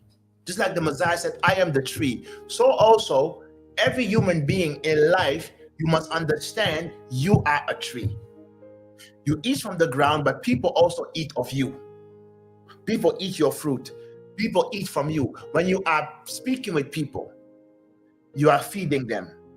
Sometimes when you go to other people, you feed from them. We all exchange in information. We all exchange in knowledge. We all exchange in things, right? So there's no longer just the fruit of the Spirit, but you must ask yourself also, what are the fruits of your spirit? Meaning, what are your characteristics, right? Which can be good fruits like patience. Some people have that fruit in their spirit. They are patient. Kind. Some people have that. For example, like my father, he's very patient. He's a very, very patient man. He's very, very kind, to the point where when I get angry, I call him, look at this politician. Because he will never have a dispute with you in public. No way. He will never have a dispute with you in public. Never. Of all the years I've known him, there's only one time where I saw him flip out against my mother. One time in life. Where he almost became Mike Tyson. One time of all, and my mother can be difficult. Difficult. Only one time I saw him flip out. He's very patient. He's very kind. Some people have that fruit in their spirit, right? Unselfishness, which is something my mother has. Very unselfish. And this is really very unselfish. And and I have to put this in parentheses. Very unselfish when it comes to her children.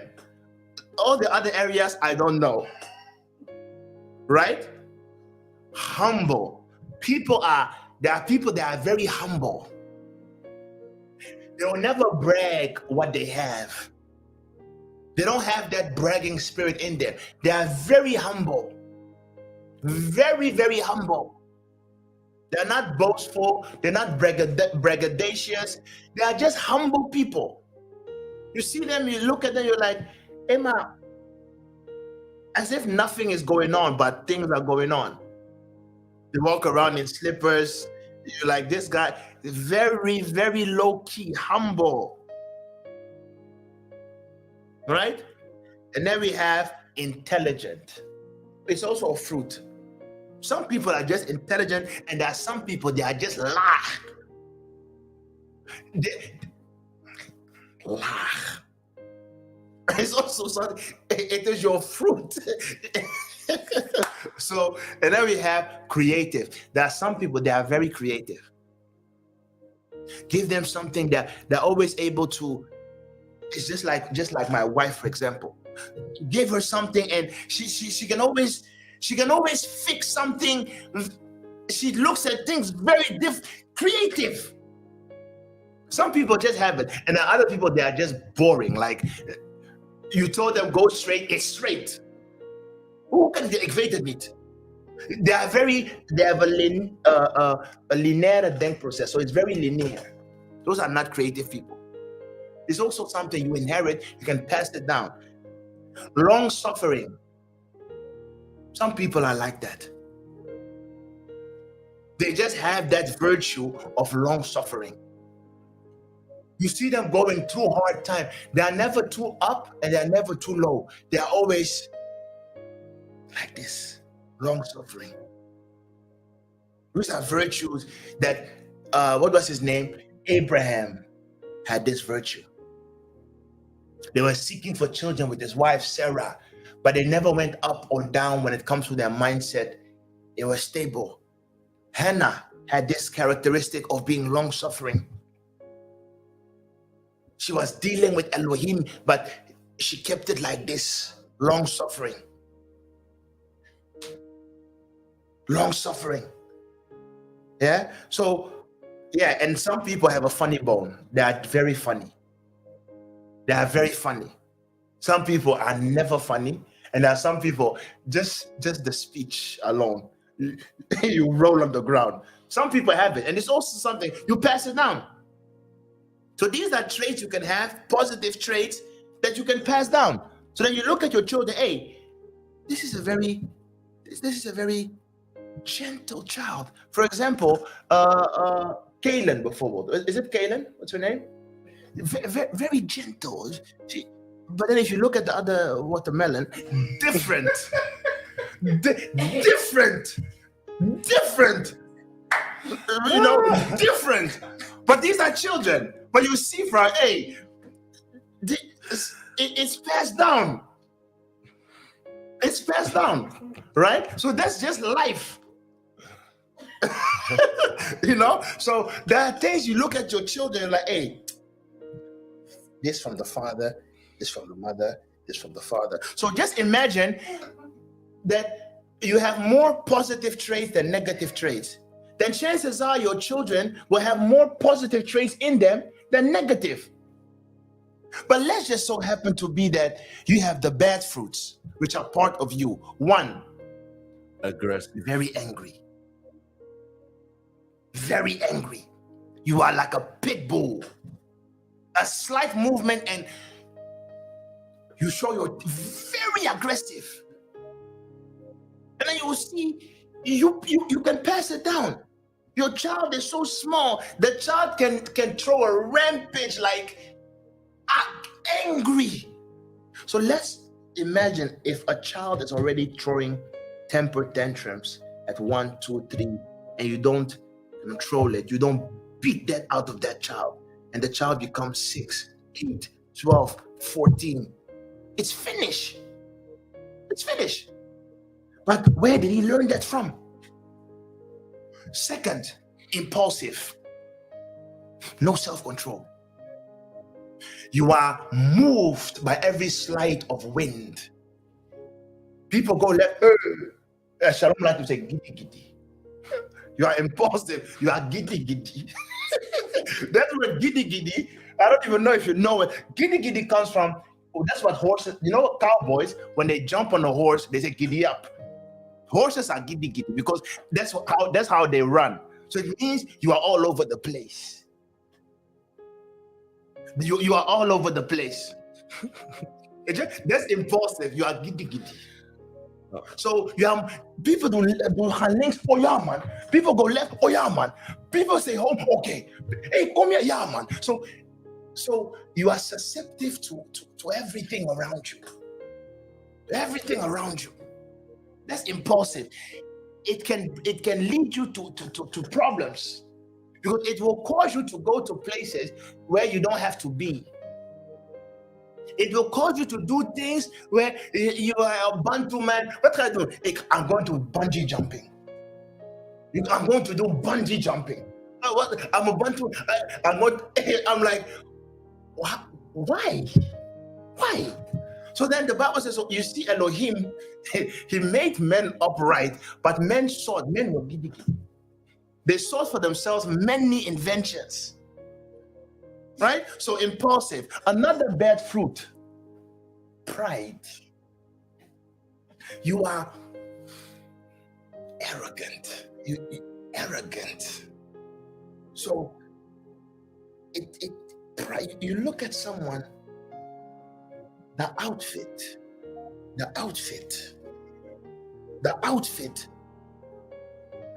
You always want to look immaculate. You always want to look sharp. That already is a sign of pride from you always have to look very good. Pride.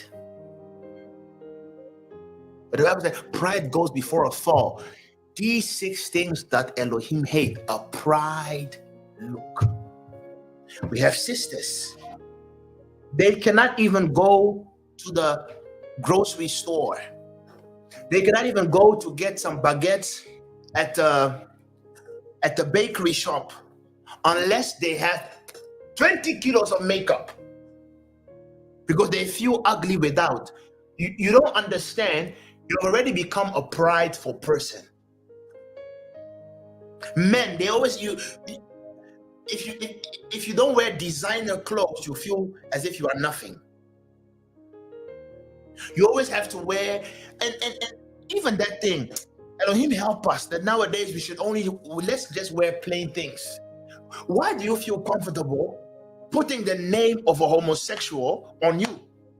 And then you are walking and then you wear Gucci and Hugo Boss and you feel so good. If you look at it very carefully, it's not normal. Why would you wear Dean and Dan? And it's not that it's small and you just took the pants because you like it, but you are wearing it because of the name. So you take pride in the homosexual spirit. It's also something, it's mad, but you don't know it's pride. It has taken over. These things, you see, you are pride, and especially the thing with pride people, pride people usually, they don't confess their sins. So that's why the first thing Elohim hates is pride. If you are proud, you see, you cannot even pray normal prayers. Because even in your prayers, you want to show the angels that you are something. So you cannot humble yourself. So this topic of pride is a topic on its own. We really have to break it down. Pride. And after that, we have the other one, jealousy. There's also a characteristic people pass down, jealousy. And jealousy is closely linked to witchcraft. So when we will deal with the fruits of the Spirit, we will really go into this madness. So because of time, we will just move. And then you have greed. Greed. There is a one-to-one correlation between fat people and lack of self-control. Wow. No, yeah, it's just life. When I spoke about my bald head, no one said, wow, it's life. We all go under the knife. There is a one-to-one correlation between fat people and a lack of self-control. Yeah, a one-to-one correlation. And then it begins to mutate in other things. You are greedy. There is this greed. You don't allow others to have. You always want everything for yourself. Someone has it, you're like, whatever. Greed is also something you can pass down. Unruly and rebellious, they go hand in hand. It means you cannot accept leadership.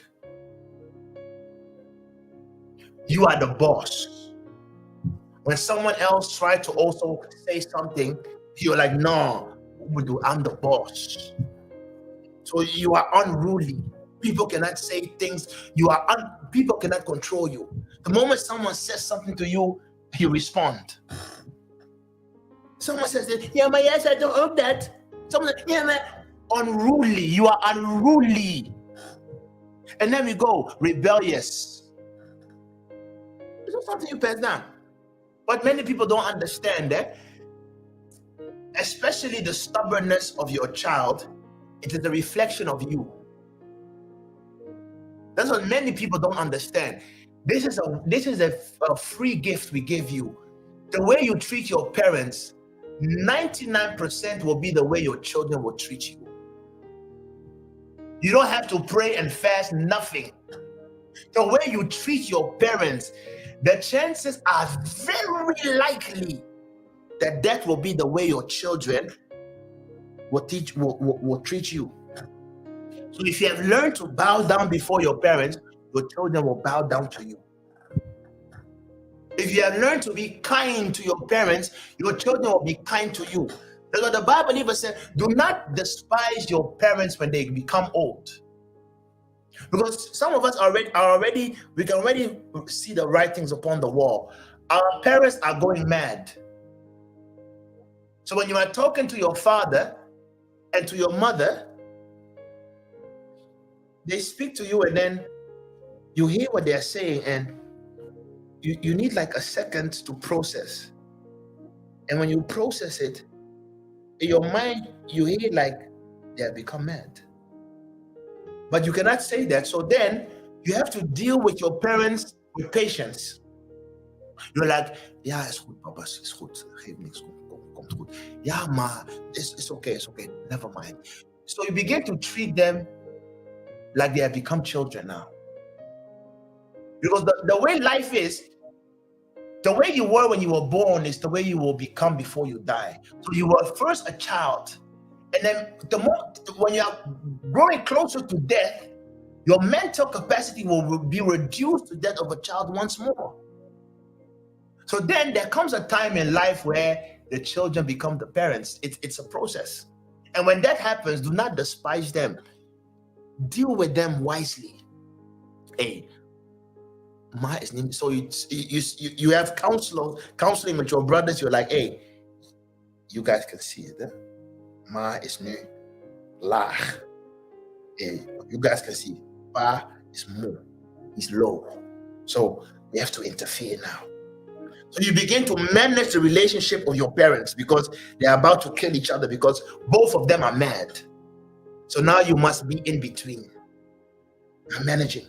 Because the way you treat your parents is how your children will treat you. And the other negative traits you pass down, addictive behavior. It's things you pass down because of time. Addictive personality behavior is that's why sometimes people think, yeah, I have to seclude my children for everything. No. What you have to do is you have to teach your children what it means to say no. You give them a toy, you told them you have 30 minutes, after that give it back. That's how you train it. That's why sometimes it's just because we are now living in Europe, it's difficult. You can learn a lot of things by training dogs, puppies and stuff. Because many of the principles that you apply, because I can watch dog documentaries and stuff all day. It really fascinates me how people train puppies. And then you will see that many of the things that they do there, the same principle can be applied when raising children. So these are some of the things that you pass down. So on the slide on the right, we have, read what it says there. The apple doesn't fall far from the tree, which is a colloquial saying that describes when a child has talents or characteristics similar to their parents. Exactly. You hear it often. Hey, apple valt niet ver van de boom, which is a true saying. But because of time, we must continue. So this one, I think in 15 minutes will be done, right? Because what I described just now were more from personal levels. So all the things I just mentioned is something that applies to many of us on a personal basis. But now I've taken one particular element that applies to all of us. So post-traumatic slave syndrome. In the book, De Groy argues that PTSS, or post-traumatic slave syndrome, is a result of unresolved post-traumatic stress disorder arising from the experience of slavery transmitted across generations down to the present day, along with the stress of contemporary racial prejudice like racial microaggressions. This manifests as a psychological, spiritual, emotional, and behavioral syndrome that results in a lack of self-esteem, persistent feelings of anger, and internalized racist beliefs. So the Groy states that PTSS is not a disorder that can simply be treated and remedied clinically, but rather requires profound social change in individuals as well as in institutions that continue to rectify inequality and injustice towards the descendants of enslaved Africans. It's a snippet taken from Wikipedia, and I will not dive too much into how this occurred, because this is something that hopefully the preacher man will tackle next week, because it is something that happened on the exterior, but that has influenced the interior. And because of what happens on the exterior can sometimes bring about traumas. And when traumas happen, they create behaviors. And because the behaviors are then internalized, what then can happen is, let's say you as someone, you have a phobia of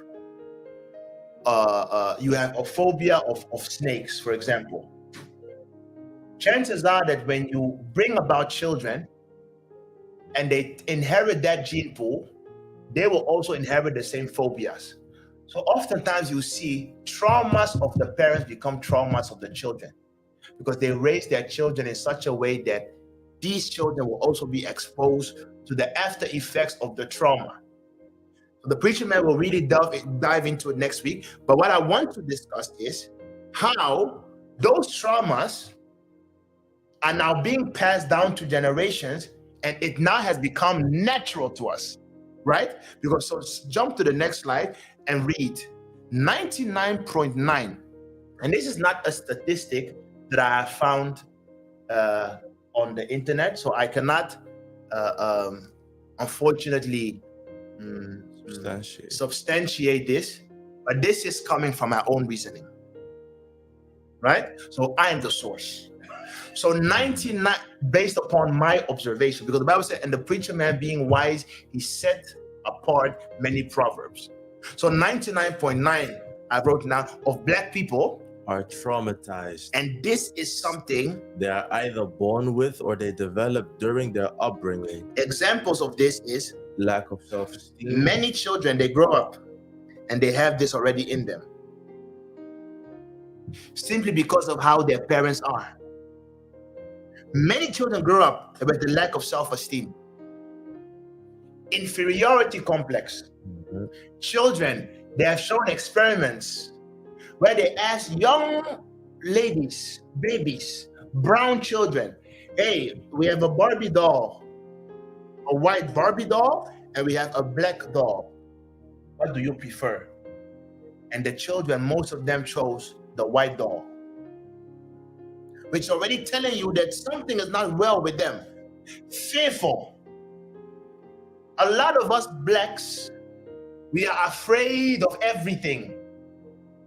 Hey, let's go to the moon. We're like, nah, we don't want to go to the moon. There are demons. Hey, let's swim. We as a people, I think we have the lowest percentage of swimmers in the world. Take 10 Africans, throw them in the sea, 8 will die because they do not know how to swim. Yeah, many of the reasons why we don't know how to swim is because of folklore. Afraid of stories. So we are just born very fearful, very afraid. Go to the mountains, no. Go to the bushes, no. Go to the mountains, no. Go swim, no. Afraid of everything. Afraid of everything. Afraid of everything. Most of us are afraid of dogs, so we are afraid of everything. Me, if I see a dog, I run. I run. Where did I get this from? My old man. If he sniffs a dog from 20 kilometers, it's not easy. Fearful, right? Aggression,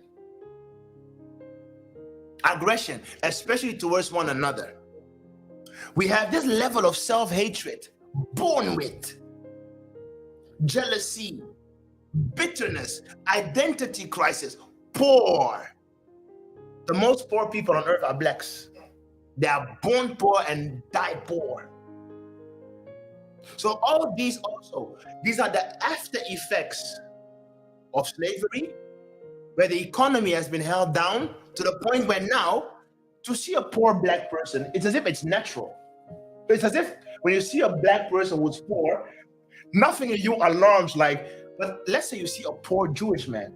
It's as if you're like, what? How's the Jew poor? So, but when you see a black person who's poor, it's as if it's natural, man. We just say it's life. It's just say it's life, right? So these are things that they have come based upon what has happened during slavery and the after effects and the many generations being born. They are being born with the curses of what happened at that particular time. And the after effects are that 99% of us, we are born traumatized. We go through life traumatized. We go through life traumatized. If you really want to dive in, especially the children of the transatlantic slave trade, just look at the islands. The island children, many of them really traumatized. They are born, the family nucleus is destroyed. It's destroyed. If you are a child, you are born, you have never been raised by your father, you can jump high and low, but naturally you will have deficiencies. It is a trauma.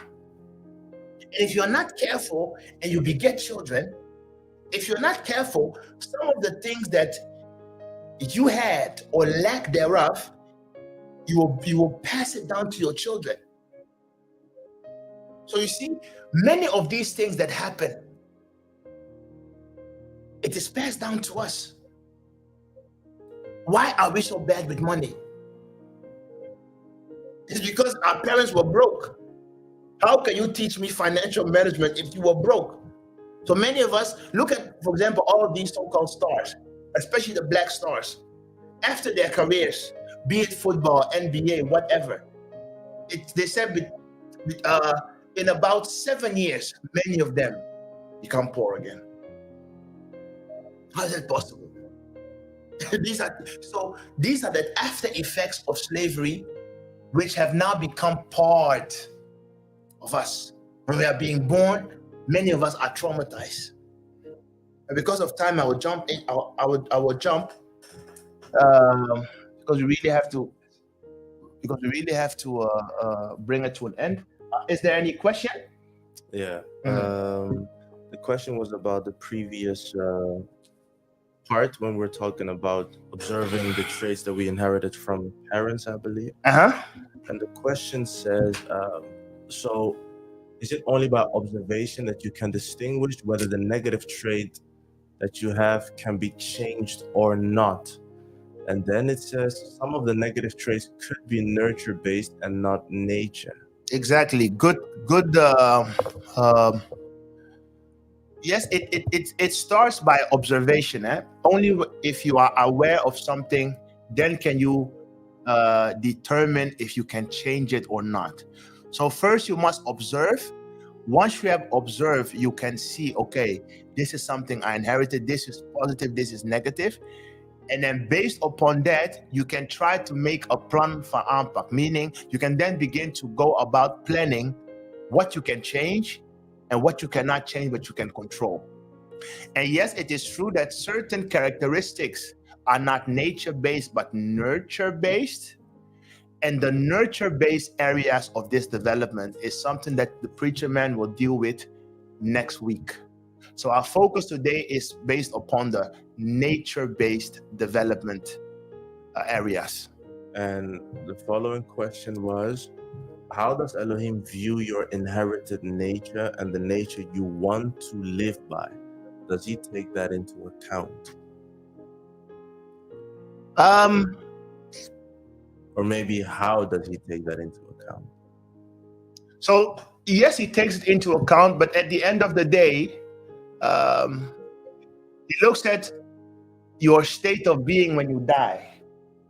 Because when Adam sinned, all men were then born with a sinful nature. And how he takes it into account is that is why you oftentimes see that it's not realistic for Elohim to send a Japanese man to Bantus to tell them to repent. So what Elohim then will do is he will make sure that out of the midst of the people, he will take someone who also was part of the trauma. And Elohim will heal him, restore him, and lift him up. And then he will make that person a shining example of how you can change. And then he will send that people to his own, so that that person's testimony will motivate all others.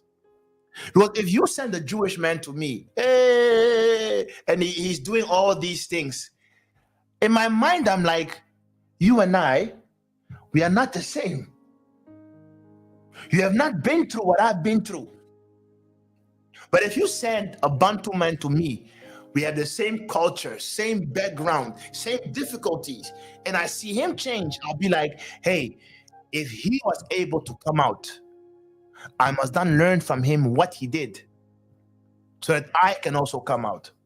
So yes, Elohim takes that into account, but that is why he will send people from your own people to show you that despite of your predicament, there is a way out. Yeah? Okay.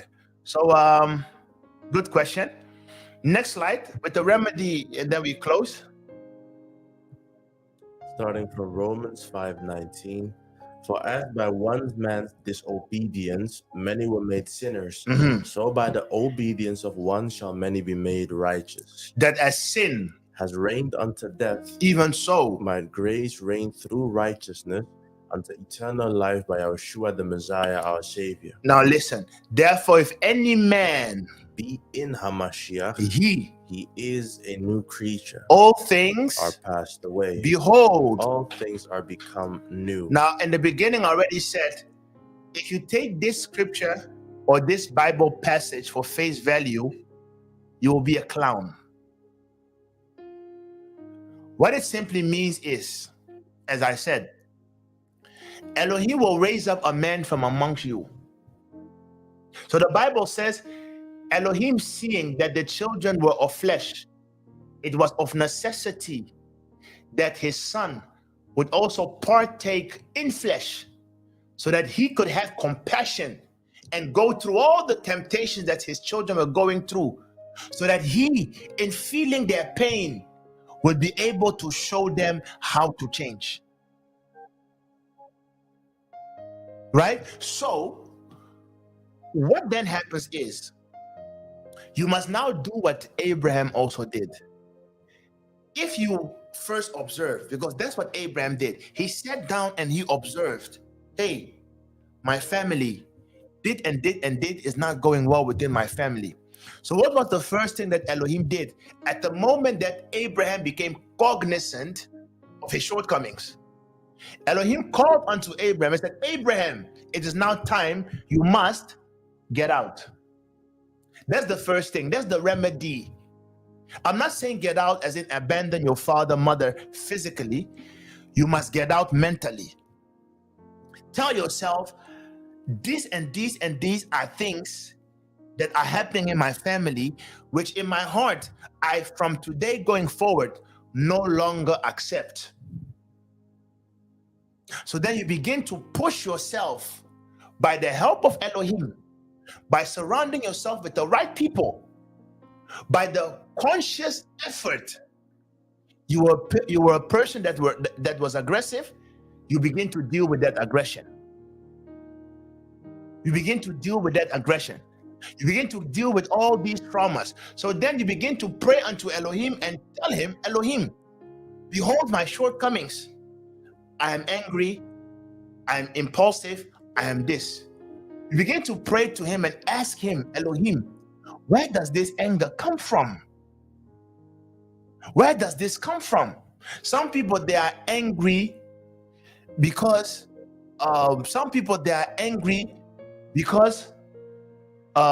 someone abused them, because their father was not there, mother was not there. Some people are bitter and jealous because when they were growing up, father and mother were poor, they could not give them what the others had. So you can identify. You really have to sit down. Also ask Elohim to help you. Once you understand where it comes from, you can begin to deal with it. And the Ruach HaKodesh is not a spirit that so-called casts out demons. No, what the Ruach HaKodesh, that's why it's called the comforter. When the Ruach HaKodesh then comes, that spirit begins to comfort you so that you may deal with your traumas. That's his role. His role is not to cast out with Satan. You don't have to cast out Satan. All you have to do is deal with your trauma. When you deal with your trauma, Satan cannot come close. Right? So you begin to deal with, that's how you deal with those things. And when you deal with those things and the traumas begin to heal, that's when this verse comes into completion.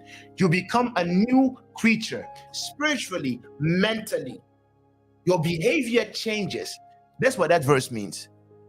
19. To wit, that Elohim was in Hamashiach, reconciling the world unto himself, not imputing their trespasses unto them, and had committed unto us the word of reconciliation. So when you go through all these phases, what the minister dealt with last week, and this takes years, a minimum of 7.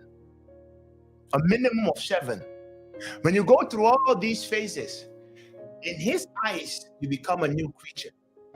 So the angels and all of them, there comes a point where when your repentance has reached a stage, then even the angels of heaven will no longer remember your sins. So then you have become a new creature. Right? So we are continuing. Matthew 3:8. Therefore, Bear fruits worthy of repentance. so I wrote down bearing fruits Worthy of repentance. implies A process. this is not a short fix. It implies a process. Just as a tree, does not produce fruit overnight. a Christian, Does not fully repent overnight. it is a lifelong process of making changes, and over time we will produce the fruit of the Spirit more consistently than the works of the flesh. That's it. Because there is no one on this earth that says, I do not produce the works of the flesh. You are a human being. What is important is what do you do more of? It is something that incremental changes over time, you'll be able to change your behavior.